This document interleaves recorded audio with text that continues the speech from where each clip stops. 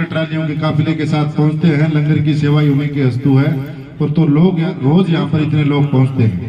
तो आप हमारे बीच में पहुंचे हो, इस आंदोलन को और मजबूती मिलेगी। हमें उम्मीद है हमारा समाधान भी जल्द होगा, और आप भी इसके लिए तत्पर प्रयास करेंगे।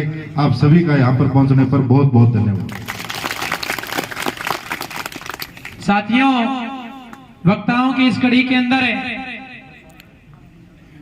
अब मैं आवाज देना चाहूंगा कि सड़क से लेकर विधानसभा तक जो आवाज किसान और कमेरे के हित के लिए हमेशा उठती रहती है, वो भट्टू की इस उप तहसील कार्यालय में आपके बीच है। जोरदार तालियों के साथ आप मंच पर स्वागत करें भाई चौधरी अभय सिंह जी चौटाला जी का। और जब तक वो माइक पर ना आए, तालियों की गड़गड़ाहट रुकनी नहीं चाहिए भाई, तालियां बजती रहनी चाहिए जब तक चौधरी अभय सिंह जी चौटाला आपसे मुखातिब होने के लिए ना आए।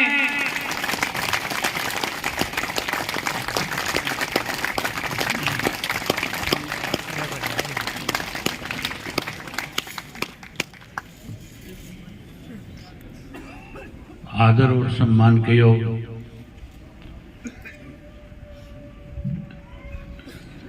सेम के लिए बनी हुई संघर्ष समिति, किसान साथियों,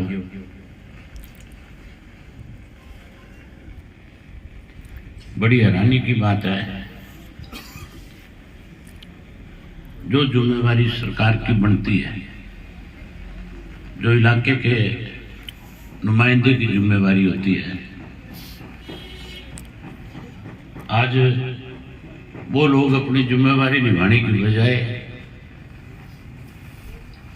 किसान को धरने देने पे मजबूर कर रही है। ये नई बात नहीं है सरकार के लिए। हमारे देश के प्रधानमंत्री ने देश के किसान के साथ वायदा किया था और कहा था कि मैं किसान की फसल की आमदन 2022 में 2 गुना कर दूंगा, और ये भी कहा था कि एमएसपी का कानून बना दूंगा। जब उन्होंने ये वायदा किया था तो आम आदमी की सोच बन गई थी कि स्वामीनाथन की रिपोर्ट लागू होगी, और स्वामीनाथन की अगर रिपोर्ट लागू हो जाएगी तो फिर किसान को उसकी फसल के पूरे दाम मिलने शुरू हो जाएंगे। लेकिन 2022 में आमदन 2 गुना करने की बजाय 3 काले कानून बना दिए थे,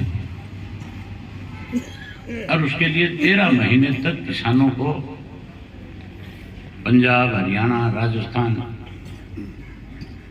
मध्य प्रदेश और राजस्थान के किसान को अपना घर, परिवार, बच्चे, खेत सब कुछ छोड़ करके दिल्ली के चारों तरफ बॉर्डर के ऊपर एक लंबा आंदोलन चलाना पड़ा था। 750 किसानों ने उसमें शहादत दी थी। तब जाकर के देश के प्रधानमंत्री को यह समझ में आया था कि किसान मर तो सकता है, लेकिन घर वापसी तभी करेगा जब उसकी मांग पूरी हो जाएगी।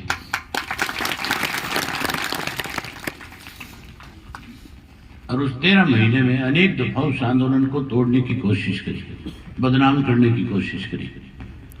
कभी आतंकवादियों का कहा, कभी अलगाववादियों का कहा, कभी खालिस्तानियों का कहा।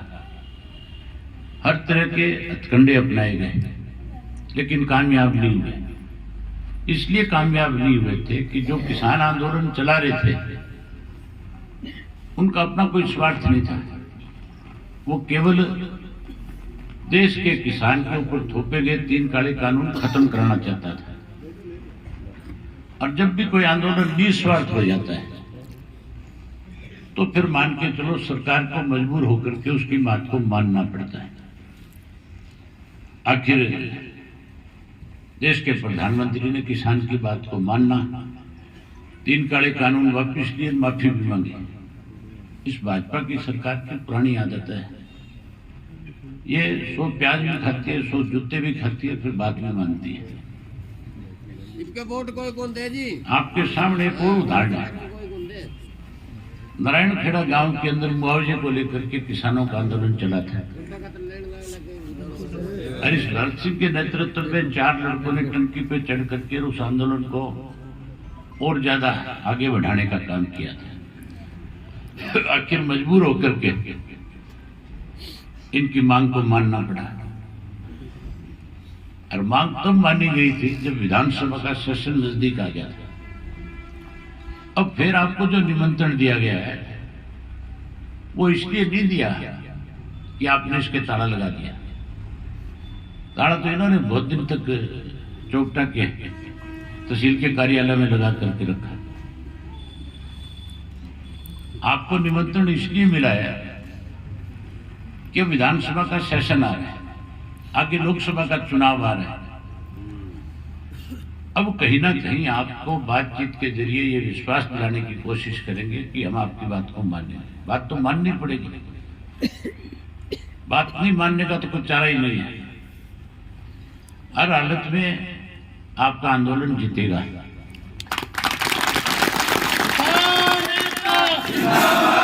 इसलिए जीतेगा, इसमें राजनीति नहीं है।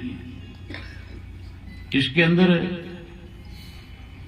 किसान और मजदूर ने इकट्ठे होकर के अपने हकों की लड़ाई को आगे बढ़ाने का काम किया है। राजनीति करने की कोशिश जरूर कई लोगों ने करी होगी, लेकिन बधाई देता हूं आपको कि आपने उन लोगों को अपनी बात पे कहीं उनका अपना स्वार्थ था उसको पूरा नहीं होने दिया, और आपने अपनी मजबूती के साथ लड़ाई लड़ी। इसके लिए भी आपको बहुत बधाई है। मैं रास्ते में जब आ रहा था दिल्ली से, तो मैंने डीसी से बात करी थी। मैंने डीसी से पूछा कि मसला क्या है, अब तक आप लोगों ने जाकर के उनके साथ बातचीत क्यों नहीं करी, आपने उनकी समस्या का कैसे समाधान हो उसका रास्ता क्यों नहीं निकाला, आपने सरकार को क्या लिख करके भेजा है। डिप्टी कमिश्नर मुझे कहने लगा कि जी हमने 4 गांव के टेंडर कर रखे हैं। मैं बोला टेंडर से तो बात नहीं बढ़ेगी, काम शुरू कराओगे तब काम चलेगा। और केवल 4 गांव की बात थोड़ी है, आप जितने गांव के अंदर सेम की समस्या है उस सारे का जो है पहले एक एस्टीमेट बनवाओ, कितना खर्चा लग सकता है पानी निकालने के लिए, उसके आप टेंडर करो ताकि लोगों को विश्वास हो जाए कि अब हमें इस पानी से निजात मिलेगी। जब कल पत्रकारों ने मुख्यमंत्री से पूछा, हैरानी की बात है हमारा ऐसा मुख्यमंत्री है जिसको किसी भी चीज का ज्ञान नहीं है बेचारे। जब पत्रकारों ने पूछा कि सेम की समस्या को लेकर के भट्टू के अंदर किसान लगातार धरने पे बैठे हैं और तहसील को ताला लगा रखे है, तो आगे से कहने लगा कि वहां तो धान की बिजाई होती थी इसलिए सेम आ गई। फिर तो सारा हरियाणा डूब जाता है। फिर तो कुरुक्षेत्र है, करनाल है, कैथल है, अम्बाड़ा है, जींद जिला है, सोनीपत है, पानीपत है, जहां सबसे ज्यादा धान की फसल होती है। फिर तो वो लोग तो खत्म हो जाते कभी कभी जाते। इसको इस बात का भी ज्ञान नहीं मुख्यमंत्री को कि लगातार पानी की कमी की वजह से हरियाणा प्रदेश के अंदर पानी का जमीन का लेवल जो है वो कम होता जा रहा है। हमने इसीलिए एसवाईएल को लेकर के एक आंदोलन चलाया था कि हमें हमारा हक मिले, एसवाईएल का पानी मिले। सेम जो है कोई धान की बिजाई की वजह से नहीं होती, सेम तो कुदरत की वजह से है। ये कुदरत की एक मार है हमारे ऊपर, लेकिन इसका भी समाधान है। अगर सेम नाला निकाला जाए, उसके लिए अगर कोई बोर किए जाए, उसके लिए उस पानी को उठा करके किसी दूसरे नाले में डाला जाए तो इसका समाधान हो सकता है। लेकिन समाधान करने की बजाय सरकार में बैठे लोग कहीं इस बात पे किसान का मजाक उड़ाने का काम करते हैं। आपने देखा नहीं, पीछे विधानसभा का सेशन था और बारिश का पानी बहुत आया हुआ था। तुम्हारे फतेहाबाद शहर के साथ साथ तत्ता इलाका सारा पानी से भरा हुआ था। और मैंने विधानसभा के अंदर ये बात रखी थी कि मैं जब चंडीगढ़ आ रहा था तो पानी अब तक तो आप तो कह रहे थे कि 1 हफ्ते में निकाल देंगे। पानी तो फतेहाबाद में आज भी खड़ा है। ये धूड़ाराम खड़ा हो गया, कहने लगा नहीं जी पानी नहीं है, वहां तो लोगों ने जमीन काश्त कर ली। मैंने इसको कहा धूड़ाराम को, मैं बोला तेरा कसूर नहीं है, भजनलाल सिखा के गए तेरे तुम्हारा पेशा है, तुम तो झूठ के सारे राजनीति करते हो, फिर शर्मिंदा होना पड़ा, फिर चुप हो गया। ये आपकी समस्या को क्या जाने बेचारे, आप निश्चिंत रहो। मैंने आते आते रास्ते में कुल्लर साहब से भी बात करी है, उनसे भी कहा कि आपने कमेटी बुला तो ली 27 तारीख को, लेकिन कहीं ऐसा ना हो उनको और ज्यादा अपना आंदोलन तेज करना पड़े आपसे बात करने के बाद। आप इसका समाधान करना, और आपने इनको समाधान के लिए बुलाया है, ना कि कहीं आप झूठे आश्वासन दे करके उनको ये कहो कि आप आंदोलन समाप्त कर दो। आप निश्चित रहो, विधानसभा का सेशन भी जल्दी आएगा। पहली बात तो 27 तारीख को मेरी ख्याल तुम्हारी बात मान ली जाएगी। अगर कोई आनाकानी करेगा तो फिर इस आंदोलन को और तेज करेंगे। मैंने डीसी को कहा, मैं बोला तो लोगों को मजबूर ना करके कल को कोई तेरे दफ्तर में आकर के बैठ जाए। कहने लगा मैं स्वागत करूंगा, उस बावड़े को इस बात का पता ही नहीं है। किसान आगे तो स्वागत कैसे करेगा, तेरे भी ताड़े लग जाएंगे। लेकिन कई लोगों को समझ नहीं है, अब सब तो बढ़ गए बेचारे, किसान के घर में भी पैदा हो गए, लेकिन उन्होंने कभी अपना खेत जाकर के नहीं देखा, इसलिए इन बातों का उनको ज्ञान नहीं है। मैं प्रेस के माध्यम से डिप्टी कमिश्नर को इस बात की पहुंचाना चाहता हूं बात कि या तो 27 तारीख वाले समाधान में पूरी तरह से किसानों के साथ खड़ा हो जाए, नहीं होगा तो फिर दफ्तर में नहीं घर में बैठा रहेगा, फिर तेरे दफ्तर के ताले लगाएंगे। जहां इनको इस बात के लिए मजबूर करेंगे कि हमें और ज्यादा मजबूर ना करें, इसका स्थायी समाधान निकाले। और इसके साथ साथ आपको एक विश्वास दिलाता हूं, विधानसभा का सेशन आएगा, कोई तुम्हारी बात करे ना करे, किसने क्या आपको आश्वासन दिया मुझे नहीं पता, लेकिन मैं जैसे मुझे मौका मिलेगा विधानसभा में अपनी बात करने का, सबसे पहले मुख्यमंत्री से एक ही बात पूछूंगा कि सेम कैसे आती है ये बता दें।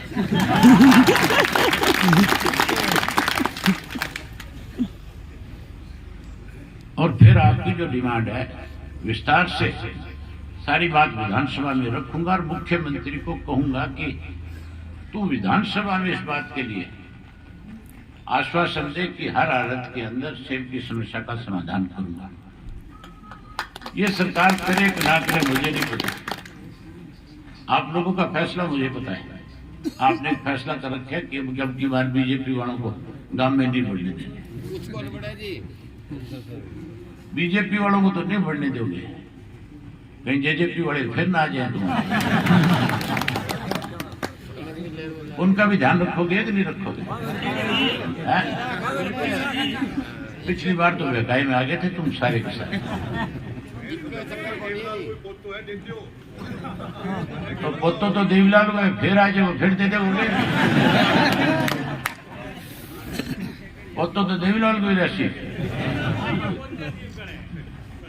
बस तो मजबूती लड़ाई लड़ो। इंडियन नेशनल लोकदल पार्टी को एक एक कार्यकर्ता बिल्कुल निस्वार्थ राजनीति ऊपर उठ के हर सजा है,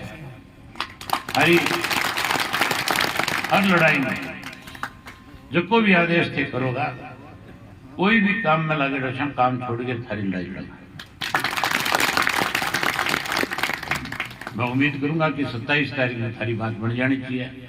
एक बारी फिर अब रस्तम जाऊं तो फिर खुल्लर साथ बात करूंगा, जल्दी समझने वाला अफसर है।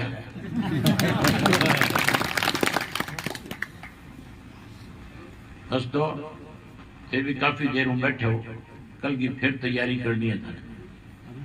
परमात्मा थाने सफल करे, थारी बात सरकार माने, सरकार मजबूर हुए थे आंदोलन जीतो ही चीज की परमात्मा प्रार्थना। चौधरी देवीलाल सारी उम्र संघर्ष करे और इंडियन नेशनल लोकदल पार्टी जी है हमेशा संघर्ष करने वाले लोगों की साथी रही है। वे तो किसान आंदोलन में भी कोई कमी नहीं छोड़ी। एक वक्त इशू आयो फिरता सारा ही आया, सारा बढ़ जाके किसाना ने नेताओं को आश्वासन देता कि मैं थारा सागा, और जब किसान नेताओं की तरफ मांग रखी गई कि अगर सागो तो फिर इस्तीफो दे गया, तो फिर सारा मैदान छोड़ गया, सब पीठ दिखा गया, कोई ढूंढो इला दोगे। और मैं गेहूं मांग मैंने भी जानता ही वहां डिमांड रखी कि इस्तीफो दे दे। अगर चौधरी देवलाल आज हमारे बीच में हुआ है तो आंदोलन और मजबूत कर दिया, आंदोलन और बड़ी ताकत दे दिया। मैं बाकी बात को समझ गया। मैं बोले ताकत ये बात की चाहे कि मैं बीच में इस्तीफा दे दिया और सीधी सीधी तारीख तय कर दी कि 26 जनवरी तक या तो किसान की बात मान ली जाएगी, नहीं इस्तीफा दे देंगे।